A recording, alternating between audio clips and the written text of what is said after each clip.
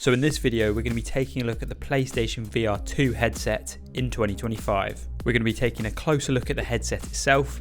I'm going to be giving you my first impressions as someone that's never used a VR headset, and we're going to be testing out some games. Anyway, let's start this video off by taking a look inside the box. So it comes in this large cardboard box that makes it quite obvious what you're buying, a PSVR 2.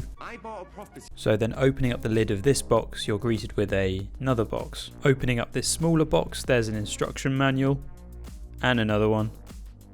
And then a USB-C cable that can be used to charge the controllers. There's also a pair of weirdly shaped earbuds that connect to the headset. We're going to test those out in a bit.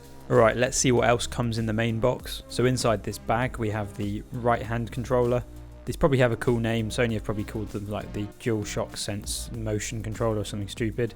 Let's have a look on Google. They're called the PSVR 2 Sense controller. That makes sense. And in the other bag there is the left hand controller. Alright, let's unbox the headset itself. Here it is. So before we take a closer look at this headset, my name's Leo, I make tech videos online. If you do enjoy, consider subscribing, we're on the road to 10,000 subscribers. Let's get on with it. So the PSVR 2 was released back in 2023 for £530, but now in 2025 I managed to pick this headset up for only £360, so it's massively discounted. So even though this headset's almost 2 years old, the specs are pretty impressive. So it's got an OLED display with 2000 by 2040 pixels per eye, which is pretty high. This provides a field of view of about 110 degrees, and in certain games it can also display up to 120 Hz. This headset also comes with some pretty cool technology such as eye tracking. This allows areas of the game that you're actually looking at to be rendered at a higher resolution. The VR2 Sense controllers are also pretty cool. They feature this ring design and they're actually pretty comfortable to hold. Between the two controllers you'll have pretty much all the buttons found on the DualSense controller, minus the touchpad. And these VR controllers share a lot of the same technologies such as adaptive triggers and very realistic feeling vibration motors. Speaking of vibration motors, there's actually a vibration motor in the band of the headset itself, which is pretty cool. So the headset has a 4.5 meter USB-C cable that you have to plug into your console. So once the headset's plugged in, to turn it on there's a power button. It's the middle button at the bottom of the headset. There's also a microphone and a camera pass-through button in this area. At the back of the headband there's a button you can press to increase the size of the headband and allow you to put the headset on. Once the headset's on, you then twist this button to tighten it to your head. On the top right of the headset there's another button that allows you to adjust the distance of the screen from your face. So the question is, how comfortable is this headset? And I would say yes, this is a comfortable headset, but I do find myself spending about 2 to 3 minutes before playing adjusting the headset to get it feeling just right. So the interesting thing about this headset is that it has a headband rather than a face strap. This means that the weight of the headset is on your forehead rather than your face, which is probably more comfortable. And this headset isn't particularly heavy, it's 560 grams. The whole thing's made out of lightweight plastic and rubber. And the headband itself is padded with this rubber material, which is very comfortable, and also probably more hygienic than some other headsets that use cloth and foam. Now I'm someone that uses glasses, so I am happy to report that you can actually fit glasses underneath this headset pretty easily. The only disadvantage I've found from using glasses with this headset is light does leak in from the sides of your face where the frames of the glasses sort of push the rubber out the way. So in my opinion, I have found this a comfortable headset. I've been able to play for multiple hours without sort of feeling discomfort and having to take the headset off. So it's a thumbs up from me. So I am quickly just going to mention those funny looking earbuds. So they sort of snap to the back of the headband, and the audio quality is fine. Sony has that spatial audio feature which does help out here. But my main issue is they just don't fit very well in my ears. I've tried the different sizes of earbuds, but after about an hour they do just tend to fall out of my ears.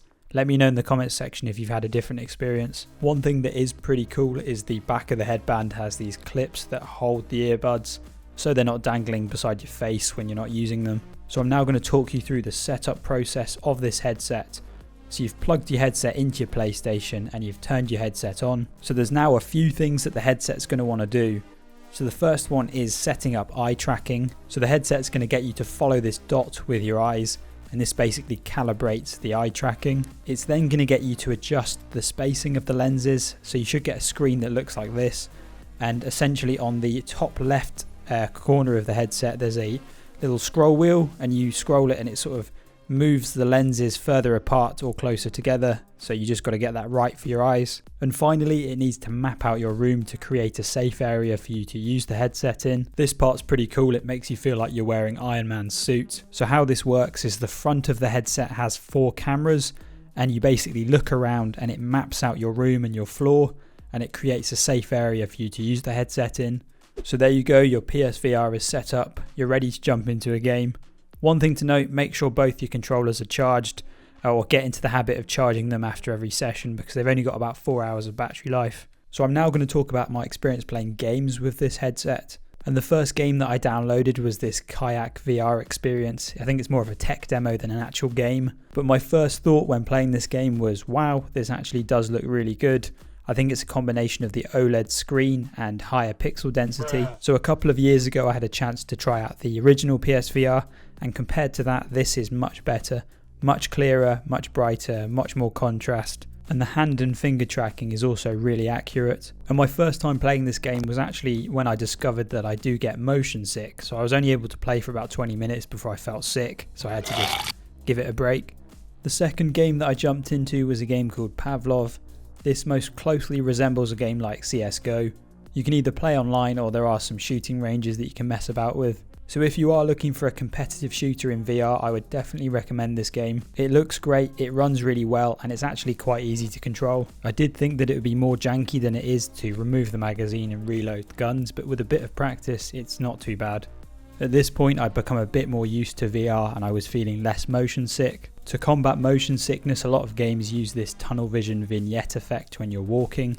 I did have this turned on initially, and it did help. The next game that I jumped into was this arcade shooter called Pistol Whip. This game has you jumping all around the place, dodging bullets, shooting enemies.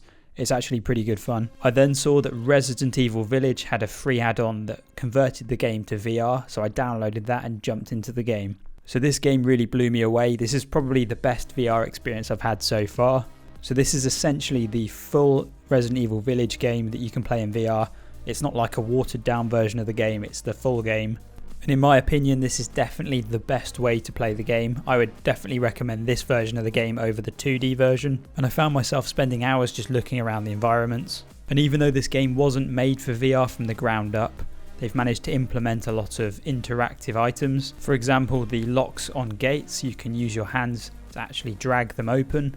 And keys, you have to actually turn them with your hand. You're also able to open up your jacket and grab a flashlight at any time, and this creates realistic looking shadows on different objects. And unlike the main game, you can actually dual wield guns, so you can reach over your shoulder and grab a shotgun and then grab your pistol with your other hand. There's so many possibilities. Another really cool feature is to access your map. You just have to reach down to your waist and pick it up, and it looks really good. So yeah, this has definitely been my favourite game on PSVR 2 so far. Also, whilst it was on sale, I picked up Resident Evil 4 Remake. And this game now has a VR mode, and because I really enjoyed Village, I assumed that I'd really enjoy this game as well. And I have actually really enjoyed it. I've not put that many hours into this game so far, but it's a very similar experience to Village, but I would say it's not quite as good. For example, all the cutscenes are in 2D, and you keep getting transported into third person whenever you kick an enemy or climb a ladder. And there are definitely less objects to interact with in this game. And I did find myself feeling more motion sick playing this game just because of the nature of the game. It requires you to run around a bit more.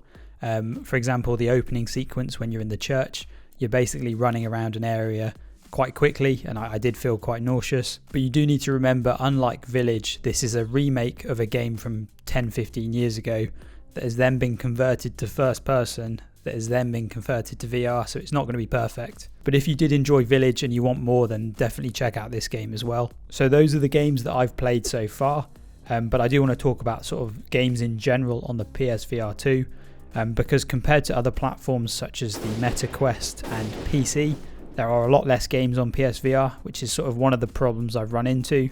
I think altogether there's maybe 300 or 400 games, but in terms of high quality games there's maybe less than 50, so that is something to be aware of. If you are buying this headset to play with a PlayStation, there are definitely less games than other platforms. So that moves us quite nicely onto the final part of this video, where I'm going to talk about the negatives or the issues that I've been having with this headset. So overall, my experience with this headset has been positive, but there are a few little things that I do want to mention. So this first issue that I've noticed is probably present on other headsets, but the lenses tend to get smudged quite easily. I don't know if it's because they're so close to your eyes that your eyelashes touch them and smudge them, but I find myself cleaning the lenses pretty much every time before I use them. The second thing that I've noticed is image grain. I think this is a side effect of the OLED panel, but when you're in a dark game, like a horror game, when you're in a dark corridor, you're going to notice that there's a grain all over the image. Your brain normally ignores this, but it is there. So the third thing that I want to talk about is hand tracking, and 99% of the time the hand tracking is perfect. So the way this headset works is it has cameras that sort of tracks your hands in front of you, but if you need to reach behind you, it's just relying on the gyroscopes within the controllers, so it may not be perfect. One thing that I have noticed that does negatively affect the hand tracking is being in direct sunlight, so make sure your windows or blinds are closed when you are playing. Another thing to be aware of, on 2 occasions the headset hasn't turned on, and this has been because I've accidentally unplugged a connector at the front of the headset. I'll show on screen where that is, so make sure that's plugged in if you're having issues sort of turning your headset on. And finally, I did have an issue when I first got the headset where the right controller wasn't working in game. It seemed to be turning on okay and connecting to the console, but whenever I launched a game, I just couldn't use the right controller, so I had to turn that controller off, launch back into the game and turn it on when I was in the game. That issue has now resolved after like a week of using it, and it's not come back, so I don't really know what was going on there. But I do know from looking online a couple of people have had that issue, so it's just something to be aware of. So in conclusion, what are my thoughts on this headset? So in terms of the price, at £360, which is now what you can get this headset for, it is a great deal, especially paired with a PlayStation, which you can get for like £300 as well. So a full VR setup for £600 is a lot cheaper than anything you're going to get on the PC side of things. The only thing this is really comparable to is a Meta Quest 3 or a 3S. Obviously with those headsets you don't need a console, so they are slightly cheaper. But if you already have a PlayStation and you want to use the horsepower of the PlayStation, this is a good option to go with.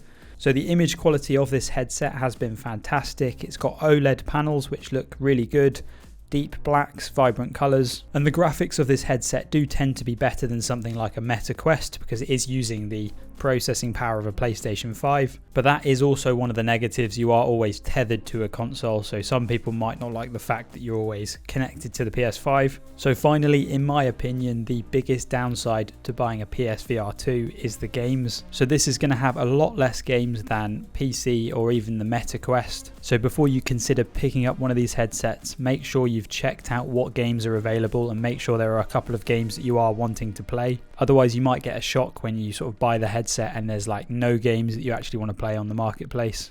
And it is worth mentioning that PSVR 1 games aren't compatible with this headset. So games like Skyrim in VR and Minecraft in VR just aren't available on this headset. So anyway, that's going to wrap up this video on the state of PSVR 2 in 2025. Let me know what your opinion on this headset is in the comments section below, and please recommend some games to me as well. Anyway, hopefully you've enjoyed. If you have, consider subscribing. We're on the road to 10,000 subscribers, and drop a like, and I will see everyone in my next video.